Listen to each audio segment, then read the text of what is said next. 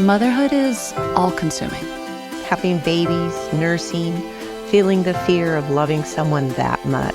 And there's this baby on your chest, and boom, your entire life has changed. It's a privilege of being your child's safest space and watching your heart walk around outside of your body. The truth is, I can be having the best time being a mum 1 minute, and then the next I'm questioning all my life choices.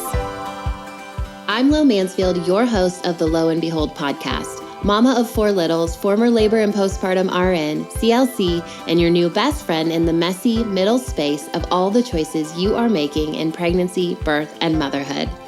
If there is one thing I know after years of delivering babies at the bedside and then having and now raising those 4 of my own, it is that there is no such thing as a best way to do any of this.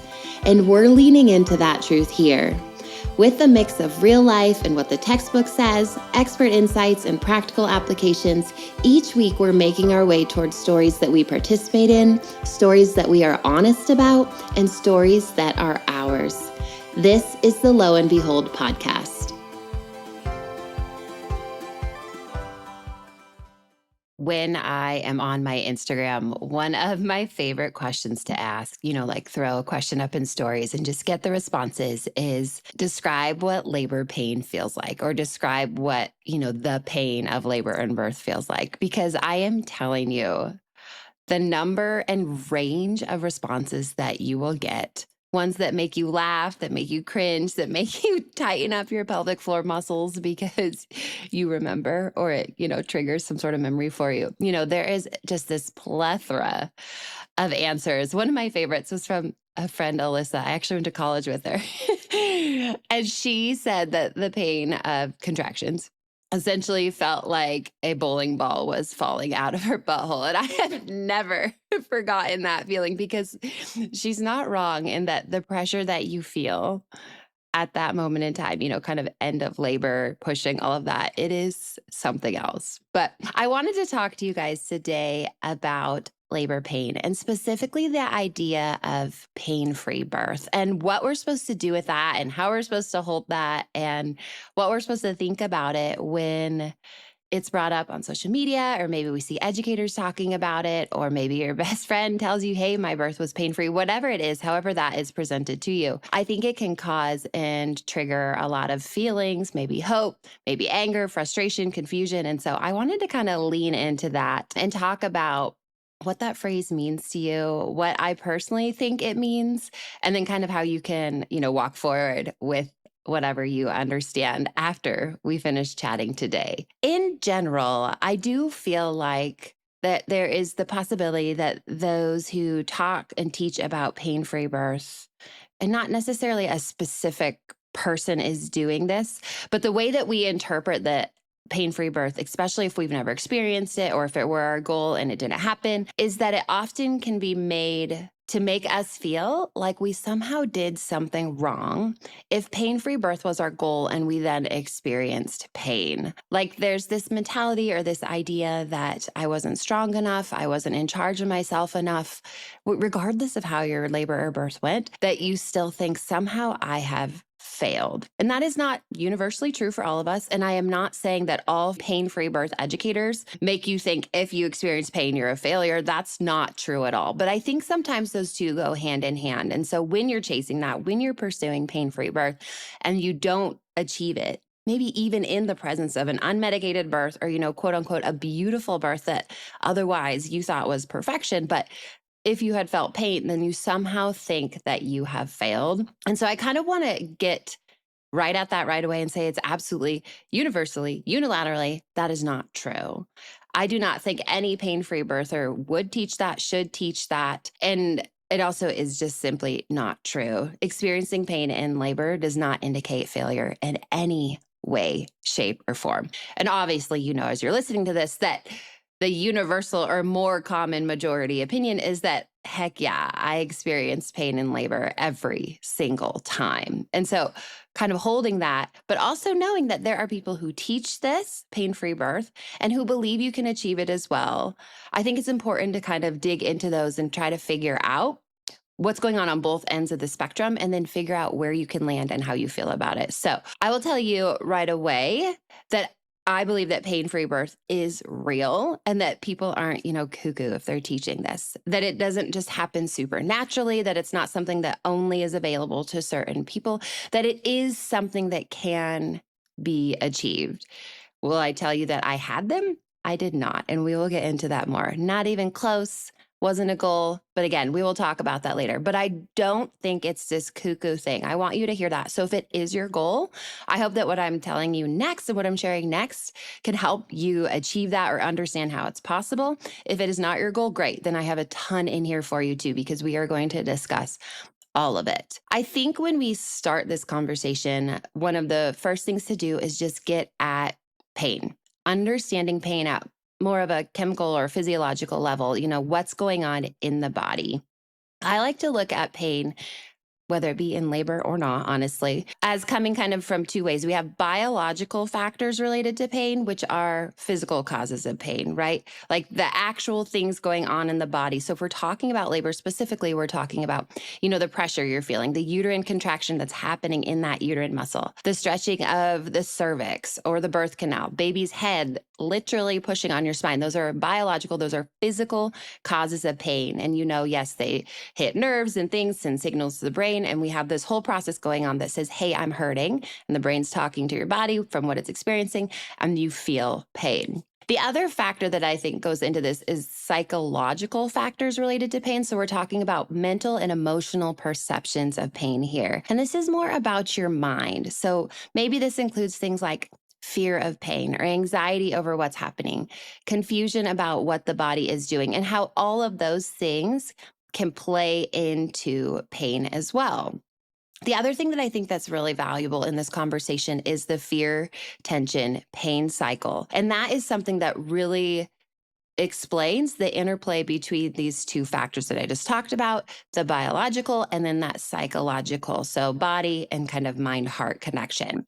So the fear, tension, pain cycle, and I'm going to use labor examples while I explain this, essentially is this idea that the more fear that you have, the more pain you will feel. And I saw a post on Instagram a while ago and it ruffled a lot of feathers. And if we're being honest, I didn't love the way it read as well. But, a lot of posts are just meant to be like clickbait, get you to read and learn more. So I've done that as well. So I'm guilty of that. But the post, the initial phrase on the initial slide of the post said, labor isn't painful, you're just scared. And again, while I don't love that vocabulary and the way that was presented, what it's talking about, what this post is leaning into is this fear, tension, pain cycle, that idea that fear increases pain.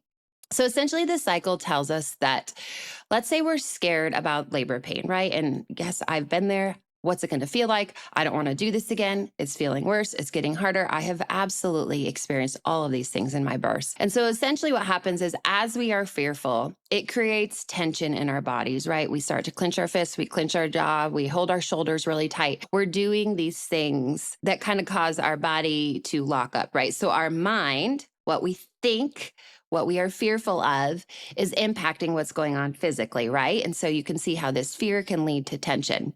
Now, the problem here, what comes next is that tension can actually increase pain.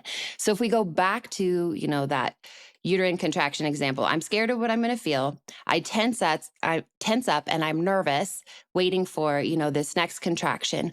When that contraction hits, the tension that I'm holding in my body actually is going to cause me to experience that contraction more painfully because of the tension I'm holding in my body. This is why, at a very, foundational level, why it's so much of labor advice specific to pain is relax, relax your jaw, release your hands, drop your shoulders. We're trying to get rid of tension because it actually then means you will experience less pain. So let's go back. When we are holding all that tension, we hit that contraction. It is painful, and it is possibly more painful because we were so tense and nervous and scared headed into it. So the pain has increased, or it is bigger than maybe the prior contraction. And all of a sudden we're stuck in this cycle and our brain's telling us, I knew it. I knew that was going to hurt. It was horrible. It was worse than the last one. We become more fearful of what comes next.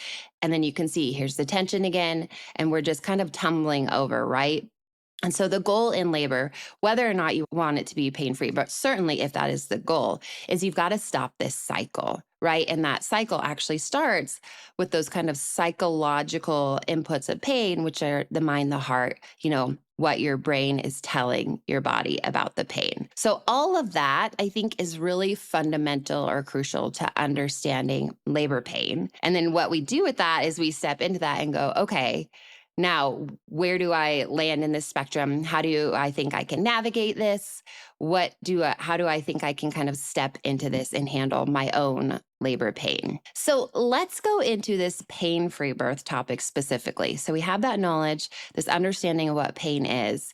And now we answer the question, is pain-free birth truly, truly real? And I think it's helpful to know what we just talked about, because you can see, I think if you're being open about this, that man, if someone has just this incredible control over their mind, it is possible that that mind can be so powerful and so strong that it can interrupt this cycle so completely that you can almost truly kind of close the gates between what your brain is telling you and what your body is experiencing. Because we cannot stop what is going on physically, right? Like your uterine muscle in labor is going to contract. You cannot stop that. It is necessary. It is important. It is what we need it to do. But can we kind of step in the middle of the signals and the things that are going on between mind and body and experience pain-free birth?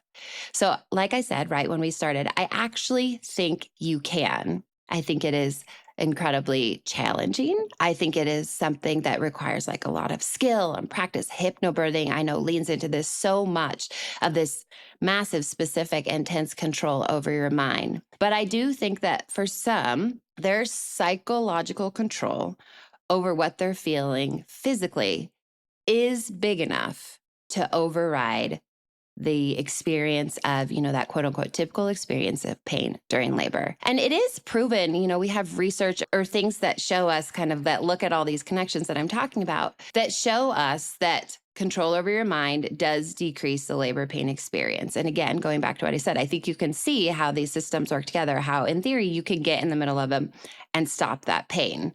And that specific kind of pathway that I'm talking about, or that ability to kind of interject yourself or control into this process, it's about the central nervous system control. There's this acronym CNSC. And basically what it's saying is that control over your mind and what you are thinking can directly impact the pain you do or don't feel. And then some have experienced this like ultimate central nervous system control over their labor pain. Okay, so let's talk about how they might do that. And obviously you've already picked up on I'm saying how they might do that, because again, this is not something that I experienced, but I do believe it's possible and real.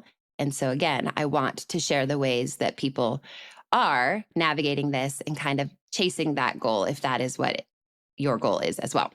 Okay, so how can we potentially experience pain-free labor, and if anything, experience less pain? So childbirth education classes, this is just a proven strategy that essentially education, good education, comprehensive education is going to decrease fear, right? And so as soon as we know that, your brain's going to go, oh, that fear, tension, pain cycle. If I decrease my fear headed into labor, then I am going to experience less pain. And that's just true. That fear, tension, pain cycle is real. Less fear, less tension, less pain. However, I think it's also important to know that I think fear, like healthy fear headed into labor, there's nothing wrong with that. I think there is a way to hold fear and look at it and go, there are some things about labor that are unknown. That's hard for me to sit with, but it also doesn't mean I'm going to walk into this fearful, tense, unable to kind of process, manage, and move through some of the things that I know are coming or that might be coming. So I don't think the goal is total fear elimination. Perhaps someone who's really chasing pain-free birth would say that is the goal, that we are not going to feel any fear at all. But in general, back to my initial point, is that childbirth education can kind of get at the heart of that fear, diminish it, and then we see the subsequent value of that, right? You're talking about increased knowledge, calm, peace, control, sitting right there next to maybe fear that you prior held. So that's why education is just so incredibly important and really should be first step for any of us. Okay, another thing, I mentioned this once already, but is practices like hypnobirthing or hypnobabies. And so much of those are about this very intense, powerful control over your mind, which we don't need to go over that again. You already know, just has this massive trickle down effect. Aromatherapy, music, relaxation and deep breathing, touch and massage, all of those are on the list as well. Those are a lot of those other kind of basic comfort measures that you see a lot in just the unmedicated birth conversation, right? All of these are shown to create safety, create calm, create peace, which you know now is that psychological control. We're hitting that. And when we do that, then we have less tension, less pain. And so you can see how so much of this is really getting at that psychological control. Some of it, maybe touch, massage, counter pressure, things like that. You're hitting at physical pain factors and inputs as well. But so much of this really is about the mind and then how the mind will communicate with or work with the body. Okay. So that is kind of, in my opinion, this kind of broad understanding of pain-free birth. Is it real? What does that mean? What are people talking about? How are they going to chase it? The next thing I actually want to talk about is pain tolerance, and why I personally feel like why your pain tolerance has nothing to do with how you will handle labor. And I think this is valuable for those who are pursuing pain-free birth and those who are just having a baby in general. So if that's you as well, listen up. I do not care if you have a low pain tolerance in life. I do not care if a paper cut sends you reeling, if a bee sting makes you weep. None of that, in my opinion, has any reflection on how you will handle labor pain. And I want you to hear that, because I think a lot of times we make assumptions about ourselves and what we are capable of before we've ever even felt the first contraction. And I think we're doing ourselves a huge disservice when we do that, because the way that we show up in labor is not, in my opinion, predictable. That's why I think people can learn and that they can take classes and actually then say, oh my gosh, I am surprised with myself. I actually stepped into this in a way I had no idea I would. And yes, let's say the reverse is true as well. Like, I'm not going to be dishonest about that. Sometimes maybe you are going to think, I will crush it. And for whatever reason, it surprises you in a way that you didn't expect. But ultimately, what I want you to hear is I do not think the tolerance for pain that you have in your, quote unquote, regular life is an indication of the way you are going to handle labor pain. And I want that to be encouraging, not discouraging. Okay, so leading into that a little bit more. Pain tolerance in your regular life is not an indication of labor tolerance. I say this a lot on my Instagram. We talk about this in Your Body, Your Birth course that I teach and educate inside of as well. The pain of labor contractions and the pain in your regular life, they just aren't the same thing. So what we have going on is a lot of the physical aspects. Again, I talked about those physical inputs of pain. Those are the same, right? Something's happening in your skin, in your tissue, against your body. Physically, there are similar things in regular life that might be going on and could be compared to physically things that are going on in labor. You can make that comparison. However, labor pain has intention. It has purpose. There is emotion tied to labor pain that can change your response to what you're feeling physically. And so that is why we can't just compare a bee sting. Obviously, you're not going to compare a bee sting to contractions, but when I broke my leg, I did not handle it at all.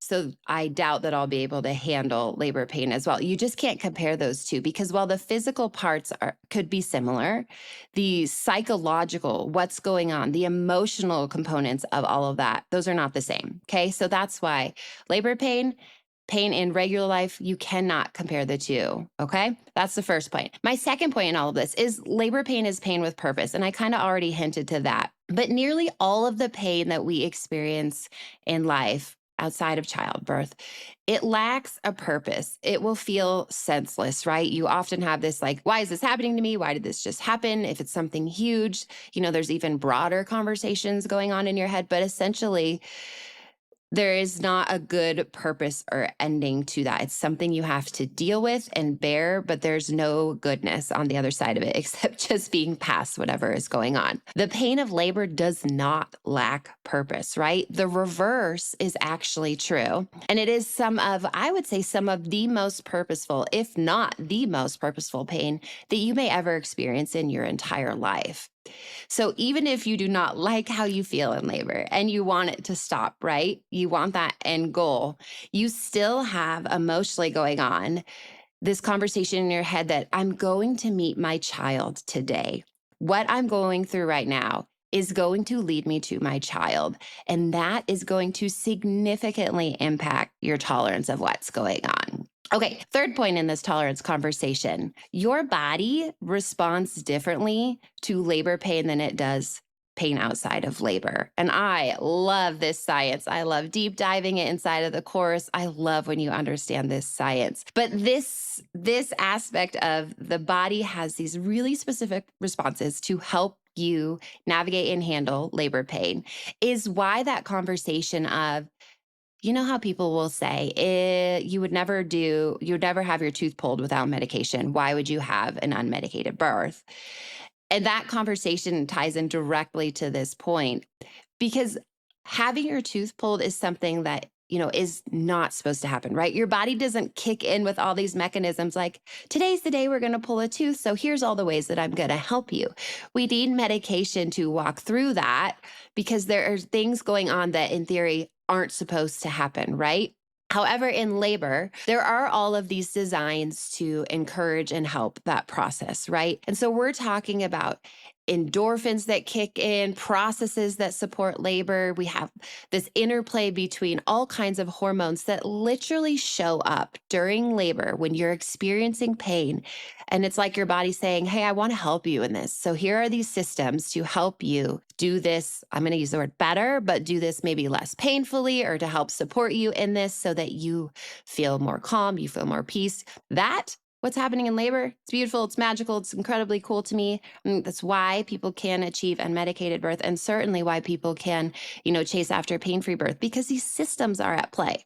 Not the same when you break your leg, not the same when you pull a tooth. So I cannot stand that argument comparing those two types of pain. So third point, that. And then fourth point, that idea that anyone can handle birth better than expected. And we already talked about this, so I won't ramble on about it at you again. But essentially, I just want you to hear again, don't doom yourself to a certain experience based on your history, maybe. So whether it's your first birth and you're basing, how you're going to feel off of how you've handled pain in your life prior, or maybe it's your fourth or fifth baby and you think, gosh, the first, second, third one, absolute trash. It was so miserable.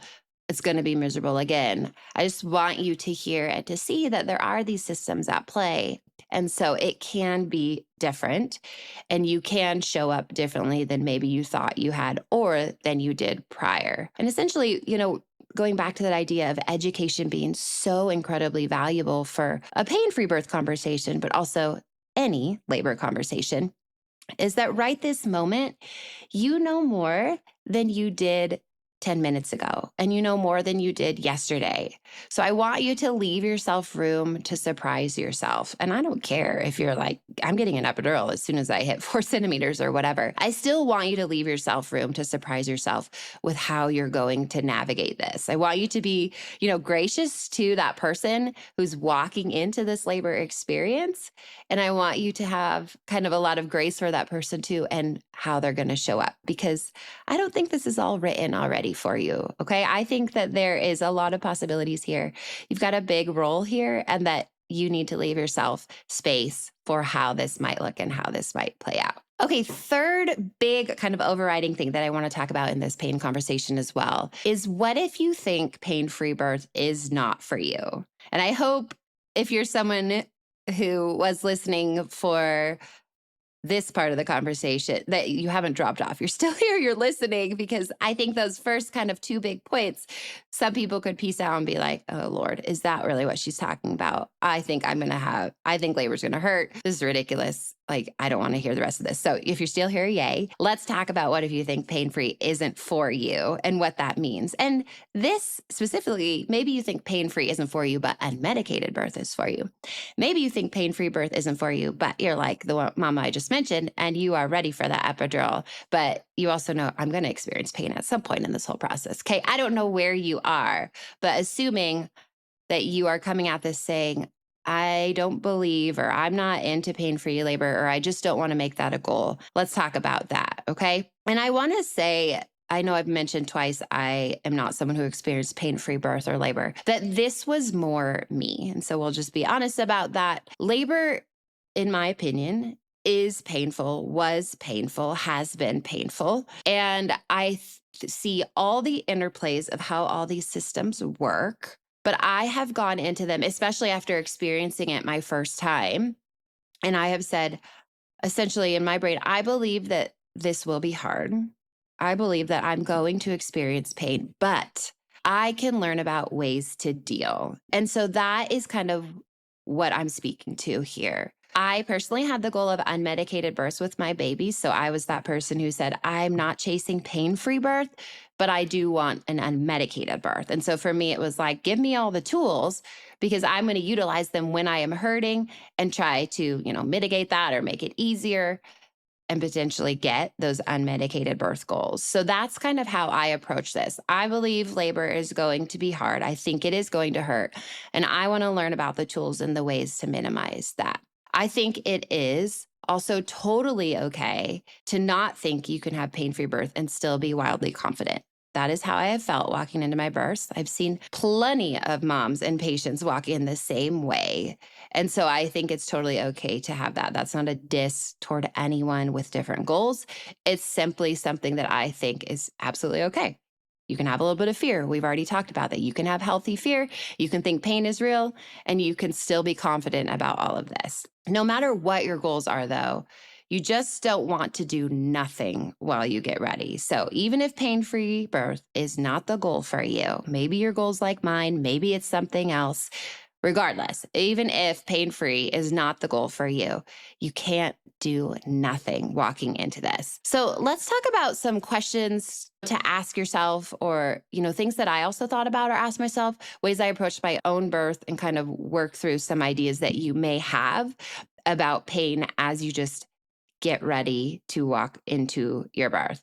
I think one of the first big things to talk about, think through, maybe inside of whatever course you're pursuing, is kind of figure out some mentalities from the education you're getting, is what are your expectations about pain? And obviously we're addressing a ton of these right here.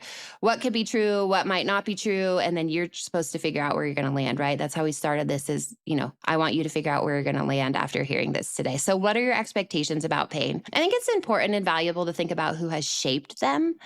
And is that someone who should have shaped them? Is there bias? Is there slant? Is there judgments related to those people or the inputs that have shaped your perceptions of pain?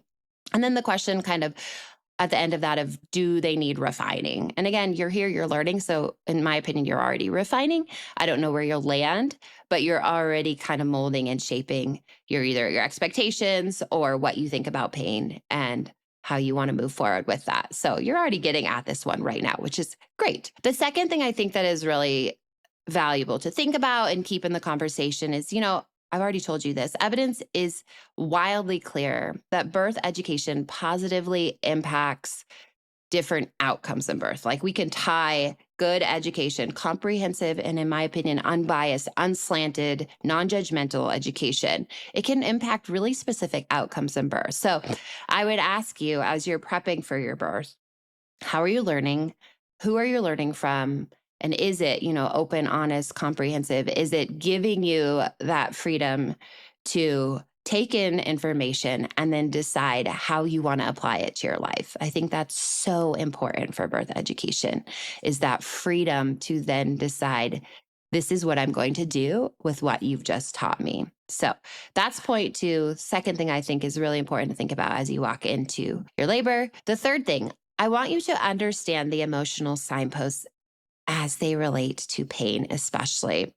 They play such a specific role in your labor and your birth. I have a blog post on these as well, and I can link that in the show notes for you. But essentially, the emotional signposts of labor are these emotions that you will go through during your labor, particularly more in an unmedicated birth.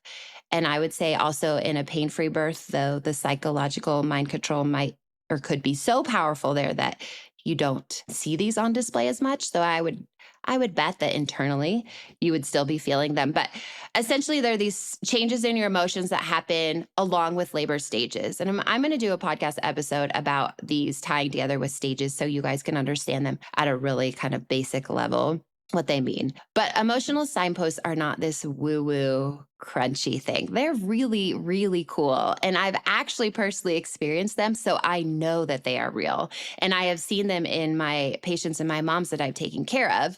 Looking back too, especially because a lot of my births happened after I was a nurse at the bedside. Now I'm so much more cognizant and aware of these emotional signposts. And so I can think back to so many patients and I think, oh, she was in this point in labor. She was experiencing this signpost. This is why this was happening. And so I want you to understand the emotional signposts. Read that blog post. And when you understand them, I think the emotional changes that happen in your body as your labor progresses is not going to scare you. Those emotional signposts may even encourage you, and you will find that all of that, less fear, right, guys? Less tension, less pain. All of that is going to tie into your labor pain conversation and the way you're navigating whatever is going on. So know those emotional signposts. You can recognize them and use them to kind of navigate what you're going through and what you're feeling during your labor, okay? And the last thing here that I want you to consider or think about, this is what I'm actually saying. Don't just hold on to this tight, okay? When it comes to labor pain and what you want to do about it, is your breasts are yours. I cannot say that more clearly, more directly. Your lungs in labor, and specifically to how you are navigating whatever pain you do or don't feel, are one of your most powerful tools. The way that you breathe during labor can activate specific nervous system responses, and those will drastically alter what you feel and your levels of fear. So this is kind of going back to the very beginning of our conversation, where we're talking about central nervous system control, those psychological, physical connections between pain, those inputs coming in. But it is wild how powerful your lungs and what you're doing with your own breathing patterns can get right smack in the middle of labor pain and potentially get rid of it for some of us, diminish it for others of us, bring calm, control, peace so that we can navigate whatever we are feeling. And this breath work, this power of your lungs, it is not just about unmedicated labor, because you are going to want to deep breathe during postpartum, during C-section recovery, maybe the first time you have to pee. The power of your breaths and what it does to your nervous system and having control over your lungs. It's just, I could ramble on about it forever. I will stop. I teach about it inside of Your Body, Your Birth for sure. We talk about the systems at play and how we get in the middle of all of them and how your lungs are so incredibly powerful. So just don't disregard the education around the way you breathe, the types of breathing patterns. You can practice these at home, just how it feels to breathe in certain ways, J breathing, box breathing, even those cleansing breaths, things like that. You can practice all of this. So don't skip past that part inside your birth education or your birth course, okay? I only utilize breathing as a pain control tool. Okay, I also had, presence support value. Kelvin was close by, things like that. But my breathing was the only thing essentially that you could kind of say, oh, look at that tool she's really using. And it worked for me. So I know the power of it. Okay, I'll stop. That was a lot on your breasts and your lungs. But okay, you guys. So essentially, we have talked about those, what is pain? What are you supposed to think about it? How can you stand in the middle of it, right? We've talked about pain-free birth, whether or not it could be real, how it could be real, whether or not you think that's for you, that's up to you, right? And then pursuing that's also up to you. Who are you going to go to? Who's going to help you do that? Who's going to help you stand in that? And we talked about pain tolerance and how I absolutely don't think that your tolerance of pain now has any impact or should speak at all to how you're going to handle pain during labor. And then we've talked about what happens when you don't think pain-free is for you? And how are you going to kind of approach pain and start thinking about it right now as you prep and get ready for maybe the baby you're currently pregnant with, one you're going to have in the future? Ultimately, I think what I want you to hear in all of this is that the things that cause labor pain, they can be understood and explained, okay? Textbook level, I hope we just did some of that. These are systems in place, right? So that is important for you to understand that these can be understood. I also want you to hear that labor pain is different than other types of pain and that the body has different mechanisms to step in and help you navigate it. And your power, your control, the things you have going on in labor, you can kind of help utilize those mechanisms. That was the whole rambly breath conversation and power, right? And I think another thing I really want you to hear is that we can also teach and learn ways to kind of change how we respond to what's going on in our bodies during labor. Ultimate goal of what's going on in your body during labor and how you feel, that's yours. You get to set that. I'm not going to tell you what the goal should be, but I can teach you and help you learn ways to change how you respond, what you're going to do when you are kind of presented with or you are going through the pain of labor or the sensations of labor, however your vocabulary, whatever vocabulary feels best for you when you talk about that.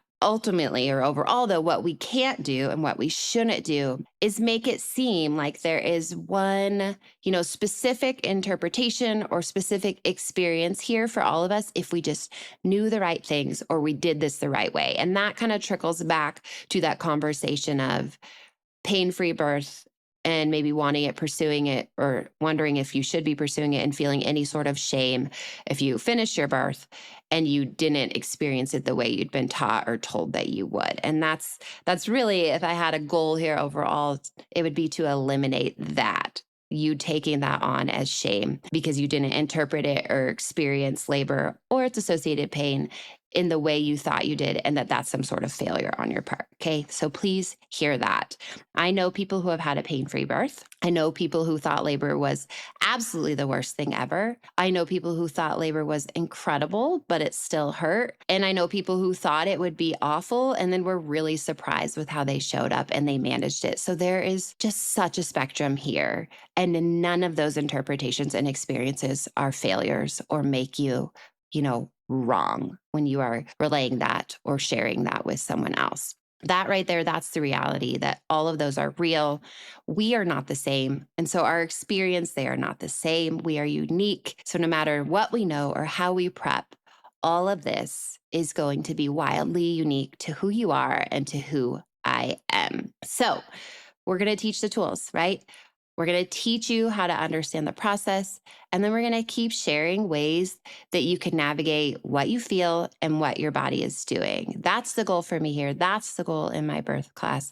And that's why we do things like make birth plans, right? Because I want you to start seeing all the tools, all the things. I have a birth plan template as well, which is a free resource I can drop in my show notes for you as well. But essentially, that is a way we start towing into these waters, looking at the tools, and then saying, I have a toolbox now. And now I get to choose how to use these tools, not just specific to labor pain, but in the entire process and whatever goals you do or don't have for what is going to happen inside of your birth. There is just so much that you can learn and that you can understand about all of this. But at the end of the day, we are unique, right? And I know I've already said that, but I just want to end here with that. So that means that our experiences in all of this are unique, and we are designed for it to be that way. We are not built for all of us to experience this the same way. And that is why there is so much value in us sharing our stories. And that is why there is so much value in us also really taking that in, right? And really understanding that I am not intended to birth in the same way that Lo was. I am not intended to birth in the same way my sister, my mom, or my best friend did. I am intended to birth in the way my body, my mind, my heart is intended to birth. So if you take anything away from this today, I hope that it is that uniqueness. Thank you so much for listening to the Lo and Behold podcast. I hope there was something for you in today's episode that made you think, made you laugh, or made you feel seen. For show notes and links to the resources, freebies, or discount codes mentioned in this episode, please head over to loandbeholdpodcast.com.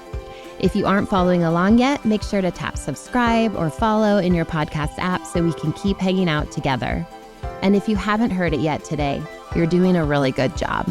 A little reminder for you before you go. Opinions shared by guests of this show are their own and do not always reflect those of myself and the Labor Mama platform. Additionally, the information you hear on this podcast or that you receive via any linked resources should not be considered medical advice. Please see our full disclaimer at the link in your show notes.